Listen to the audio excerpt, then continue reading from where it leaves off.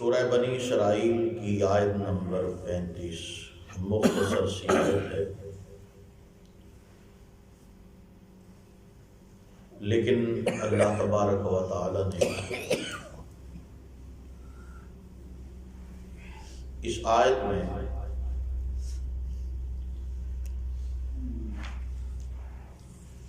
بہت ساری باتوں کو مختصر اشارتاً بیان فرما دیا ہے۔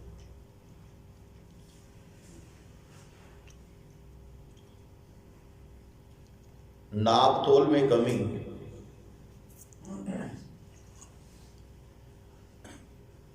عمومی طور پہ دیکھا جائے تو ایک معاشرے کی بگاڑ اور اس کے زوال کے اسباب میں سے ایک بڑا سبب ہے کہ جب کسی معاشرے کی تجارت میں، لین دین کے معاملات میں، ماپ تول میں کمی کی جائے گی تو یہ سراسر دھوکہ ہے، اور اس دھوکے کی بنا پہ اللہ تبارک و تعالی نے سابقہ کئی قوموں کو ہلاک کیا، تباہ کیا، چونکہ یہ گناہ کبیرہ ہے۔ یہ دھوکے میں آتا ہے، اور دھوکے کے متعلق امام کائنات جناب محمد رسول اللہ صلی اللہ تعالی علیہ وسلم نے فرمایا، من غش فلیس منا، جس نے دھوکہ کیا وہ ہم میں سے نہیں ہے۔ تقریباً جتنے افراد یہاں پہ بیٹھے ہیں، اگر زیادہ نہ صحیح تو نصف افراد کا تعلق تجارت کے ساتھ ہے، لین دین کے ساتھ ہے، ماپ تول کے ساتھ ہے، میزان اور ترازو کے ساتھ ہے۔ اللہ تعالی نے ماپ تول میں کمی سے منع کیا ہے، اور احادیث کے اندر بھی اس کی ممانعت بالکل واضح ہے۔ یہ حق تلفی ہے۔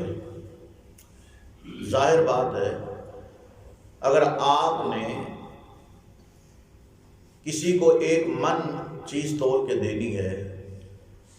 تو اگر گرام کے اعتبار سے بھی اس میں کمی آئے گی تو یہ بھی اس کی حق تلفی ہو جائے گی۔ میں اکثر یہ بات کہہ چکا ہوں پہلے بھی کئی مرتبہ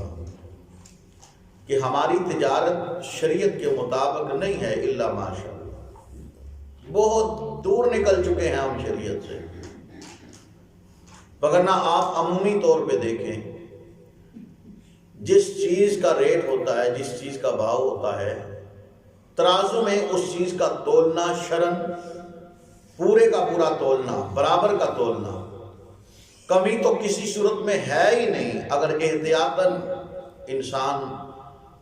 اس جرم سے بچتے ہوئے، اس خوف اور ڈر کے ساتھ کہ بھئی 1 گرام بھی کم ہو گیا تو اللہ کے ہاں میرا مواخذہ ہوگا، تو اگر وہ اپنے طور پہ فراخ دلی کا اظہار کرتے ہوئے کچھ گرام اوپر تول کے دیتا ہے تو یہ اس کا اچھا قدم ہے، اچھے اقدام میں شامل ہے، اس کی اچھی سوچ ہے، اس کے دل میں ڈر ہے، اور اسی ڈر کی وجہ سے سیدنا حضرت عبداللہ بن عباس رضی اللہ تعالیٰ عنہ فرماتے ہیں کہ جو دنیا میں حرام لینے پہ جس کو قدرت حاصل ہے، یعنی بالکل یہی سمجھے کہ پلیٹ میں حرام اس کے سامنے آ گیا، لوگ زبردستی اس کی جیب میں ڈالتے ہیں، لیکن باوجود قدرت رکھنے کے، طاقت رکھنے کے، جو اللہ کے ڈر کی وجہ سے اس حرام مال کو ٹھکرا دیتا ہے، حضرت عبداللہ بن عباس فرماتے ہیں کہ اللہ پاک اسے دنیا میں ہی اس سے بہتر نعم البدل عطا فرما دیتے ہیں۔ جو اللہ کے ڈر سے حرام کو ٹھکرائے تو اللہ پاک اسے بدل نہ دے، تو یہ تو سوچ بھی نہیں آ سکتی، کیونکہ خزانوں کا مالک تو اللہ ہی ہے۔ اس لیے ہماری تجارت، لین دین کے معاملات، کسی بھی دکان پہ آپ چلے جائیں، کسی بھی دکان پہ چلے جائیں، وزن جس چیز کا ہوگا اس چیز کے وزن میں جس برتن میں جس ڈبے میں، مثال کے طور پہ سویٹ کی دکان پہ چلے جائیں، مٹھائی کی دکان پہ، جب مٹھائی کا وزن کیا جائے گا جو ریٹ لکھا ہے ڈبے سمیت اس کا وزن کیا جائے گا۔ حالانکہ میرے ناقص علم کے مطابق ایک مٹھائی کا ریٹ اگر 300 یا 400 ہے تو ڈبے کا وزن ڈال کے اگر اس کا ریٹ، ظاہر بات ہے ڈبے کا الگ وزن ہے، یا تو ایکسٹرا چارج لینے چاہیے، یا پھر جو وزن جو ریٹ کے حساب سے کلو کا وزن تعین کیا گیا ہے، جس چیز کا وزن 1 کلو اور پھر اس کا ریٹ تعین کیا گیا ہے، وہ وزن کے اعتبار سے بھی کلو ہونی چاہیے اور ریٹ کے اعتبار سے بھی پوری ہونی چاہیے۔ پیکنگ کا اس میں ہے ہی نہیں ہے سلسلہ، بھائی پیکنگ الگ آپ اس کی جو ہے وہ پے لے لیں، الگ اس کا جو چارج بنتے ہیں وہ لے لیں، وگرنہ میرا ناقص علم ایک اپنا آئیڈیا کہ انسان کو اس معاملے میں محتاط رہنا چاہیے۔ بسا اوقات اس طرح کی پیکنگ ہوتی ہے کہ اصل چیز بیچ میں اگر 2 کلو ہے تو کم از کم 1.5 پاؤ کی بیچ میں پیکنگ آ جاتی ہے۔ اب وہ 1.5 پاؤ جو اصل چیز کا وزن کم ہوا وہ کس کھاتے میں جائے گا؟ کیا وہ حرام کے کھاتے میں نہیں جائے گا؟ حق تلفی کے کھاتے میں نہیں جائے گا؟ ایک تو یہ معاملہ ہمارے لین دین کے معاملات میں، تجارت میں یہ بہت زیادہ سرایت کر چکا ہے، اور پھر عمومی طور پہ اس طرح ہوتا ہے دکاندار اس سوچ کے ساتھ وہ پیکنگ کے ڈبے بنواتا ہے کہ یار ان کا حجم چاہے جس طرح کا بھی ہو لیکن وزن کے اعتبار سے چونکہ وہ کانٹے کے اوپر ترازو کے اوپر رکھ کے تولا جائے گا تو اس لیے ان کا وزن بھی جو ہے نا وہ زیادہ ہونا چاہیے۔ دوسرا ہمارے اندر ہماری تجارت میں یہ معاملہ ہے کہ بازاروں میں چلے جائیں، دکانوں پہ چلے جائیں، ریڑھیوں پہ چلے جائیں، منڈی میں چلے جائیں، آگے بہترین قسم کے پھل سبزیاں بہترین قسم کی سجاوٹ کے ساتھ لگی ہوں، لیکن پیچھے اللہ معاف فرمائے یہ تو چھپی لو کی بات ہے ہی کوئی نہیں۔ ہر شخص کو پتا ہے کہ ہمارے لین دین کے معاملات کیسے، ہماری تجارت کیسی ہے، اور پھر ہمیں معاشرے نے مجبور کر دیا۔ حالانکہ اگر ہم امام کائنات جناب محمد رسول اللہ صلی اللہ علیہ وسلم کی سیرت اٹھا کے دیکھیں، آپ کی کمال درجے کی تجارت ہر فیلڈ میں، لَقَدْ كَانَ لَكُمْ فِي رَسُولِ اللَّهِ أُسْوَةٌ حَسَنَةٌ، نبی علیہ السلام کی زندگی ہمارے لیے بہترین نمونہ ہے، بہترین آئیڈیل ہے۔ نبی علیہ السلام، آپ نے کئی مرتبہ یہ واقعہ سنا ہوگا، سیدہ خدیجہ الکبریٰ رضی اللہ تعالی عنہ مکے کی بڑی مالدار خاتون تھی، اور ان کے تجارتی قافلے اکثر بیرون ممالک جایا کرتے تھے۔ نبی علیہ السلام کا انتخاب ہوا، ایک تجارتی قافلہ لین دین کے معاملے سے مال بیچنے کے لیے، تو آپ نے نظر رکھنے کے لیے ڈائری کے لیے اپنا ایک مخصوص نمائندہ ساتھ بھیج دیا۔ رسول اللہ صلی اللہ علیہ وسلم جب وہاں پہ گئے تو آپ کا طریقہ کار کیا تھا، طرز عمل کیا تھا کہ آپ نے ہر چیز کو الگ الگ کر دینا ہے۔ جس طرح کا غلہ ہے، اچھا ہے، نفیس ہے، اسے الگ کر دینا ہے، اس میں تھوڑا فالٹ الگ کر دینا ہے، بالکل لو کوالٹی کا اسے الگ کر دینا ہے۔ اب الگ الگ کر کے ریٹ بھی الگ الگ لگا دیے، ہر چیز کو نمایاں طور پہ سامنے رکھ دیا، اوپر سے لے کے نیچے تک۔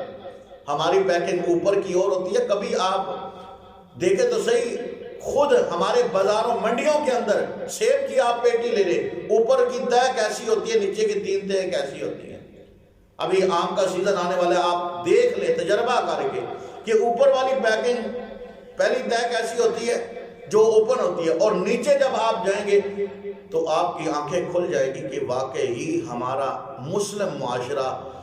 کتنے بگاڑ کا شکار ہو چکا ہے۔ آج ہماری دعائیں قبول کیوں نہیں ہوتی، ہماری ترقی ہمیں کیوں نہیں ملتی، دنیا کے اندر ہمارے رزق کے اندر برکت کیوں نہیں ہے؟ کہ مسلمان کو دغا دے رہا ہے، دھوکہ دے رہا ہے۔ اس لیے جتنی باتیں کی جائیں اتنا ہی کہتے ہیں کہ اپنے ہی پیٹ سے پردہ اٹھتا ہے، خود اپنے ہی یہ باتیں ہیں، ہمیں خود اپنا آپ محاسبہ کرنا چاہیے۔ یہ بات بالکل ناپی تلی جانچی پرکھی بات ہے کہ اگر ہم کسی بھی رنگ میں کسی کا حق تلف کرنے کی کوشش کریں گے تو شریعت نے ہمیں معاف نہیں کرنا،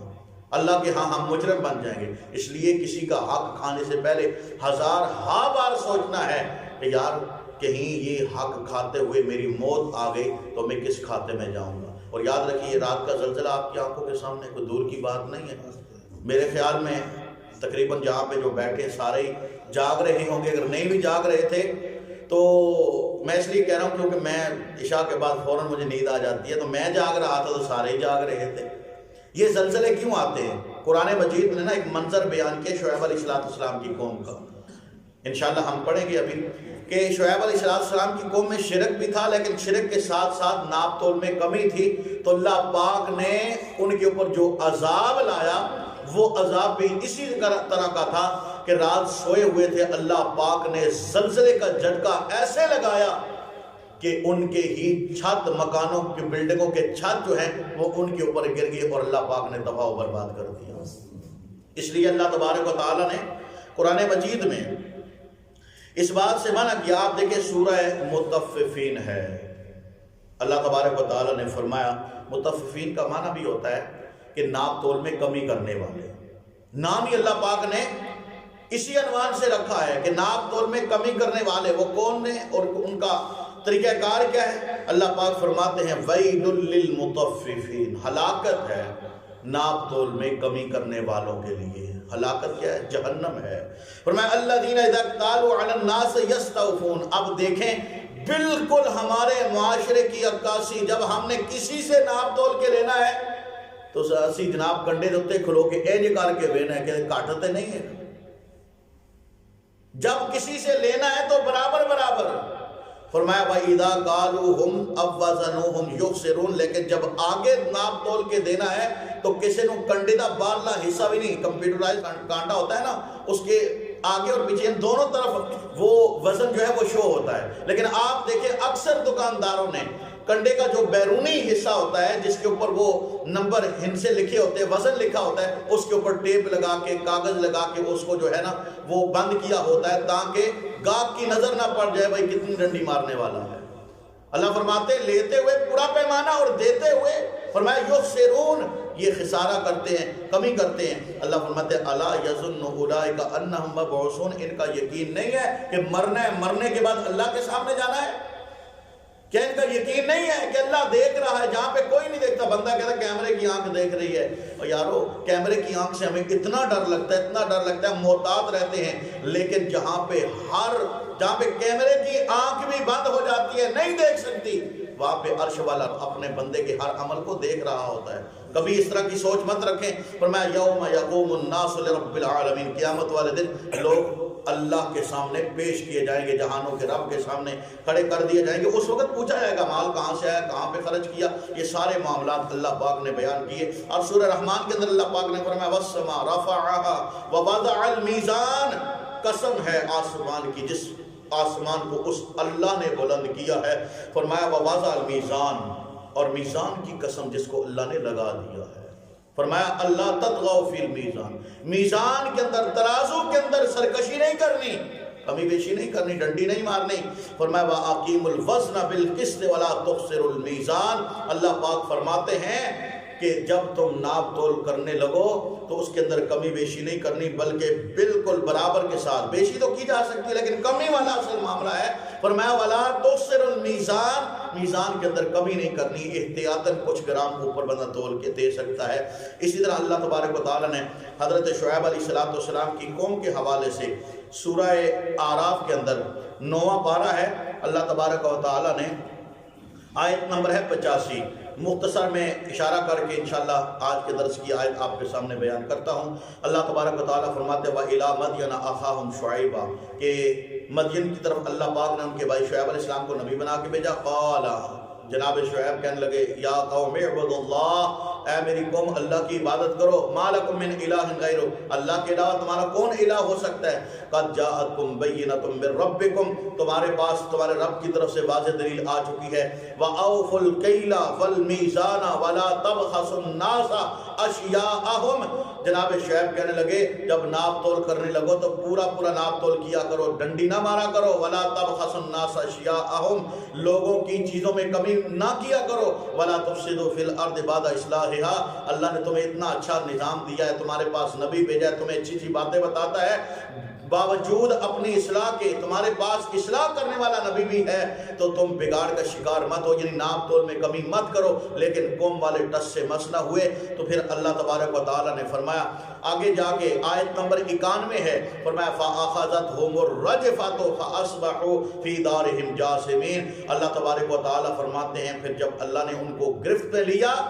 ان کے اس گناہ ناپ تول میں کمی کی وجہ سے، فرمایا کہ فَأَخَذَتْهُمُ الرَّجْفَةُ، اللہ تبارک و تعالیٰ فرماتے ہیں ان کو ایک ایسے زلزلے اور جھٹکے نے آگے پکڑ لیا، فَأَصْبَحُوا فِي دَارِهِمْ جَاثِمِينَ، کہ وہ اپنے گھروں کے اندر ہی اوندے منہ وہیں پہ لٹکے کے لٹکے رہ گئے۔ اللہ پاک نے تباہ و برباد کر دیا۔ یہ گناہ تھے۔ رسول اللہ صلی اللہ علیہ وسلم نے اس طرح کے غلے کے اندر ہاتھ ڈالا، دکان تھی صحابی کی، کھجوروں کی دکان تھی، نبی علیہ السلام نے کھجوروں کے ٹوکرے میں ہاتھ ڈالا، اوپر خشک کھجوریں نیچے تر کھجوریں تھی، تو نبی علیہ السلام مارے غصے کے صحابی کو مخاطب ہو کے کہنے لگے یہ کیا ہے، کیا ہے؟ صحابی نے عرض کیا اللہ کے نبی